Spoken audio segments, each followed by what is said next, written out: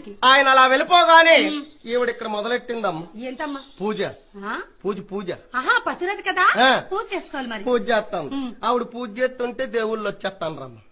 ఎవరు వస్తున్నారు? దేవుళ్ళు దేవుడు రావడం ఏంటి? మా పూజ దేని చేస్తారా? దేవుడి కోసం. దేవుడి కోసం పూజ చేసినప్పుడు దేవుడు రాడా? రాడు. ఊరుకో రాడుగానే. ఊరుకా రాడంటే నువ్వెప్పుడు పూజ చేయగల? నేను ప్రతిరోజు పూజ చేస్తాను తెలుసా? ప్రతిరోజు ప్రతిరోజు పూజ చేస్తాను. నీ పూజకి దేవుళ్ళు రారా? ఆహా, ఒక దేవుడు అని రాడా? ఒక్క దేవుడు రాడు. మరి ఎందుకమ్మ నీ పూజ అనవసరం? పూజ ఖర్చులు దండు. ఖర్చు లేదండుగా. మా ఊర్లో పతివ్రత అలాగైతే ఎలాగా? పూజ మీద పూజ పూజ మీద పూజ పూజ మీద పూజ చేస్తుంటే దేవుడు వెనకాల దేవుడు దేవుడు వెనకాల దేవుడు దేవుడు వెనకాల దేవుడు వచ్చేస్తాను. ఆహా. ఈ వచ్చి దేవుళ్ళు ఆ. ఈ ద్వారం వంట రావడం, ఆ. ఇక్కడ పూజ చూసుకోవడం, దక్షిణ సమర్పించడం, మరలా ఈ ద్వారం వంట పోవడమే.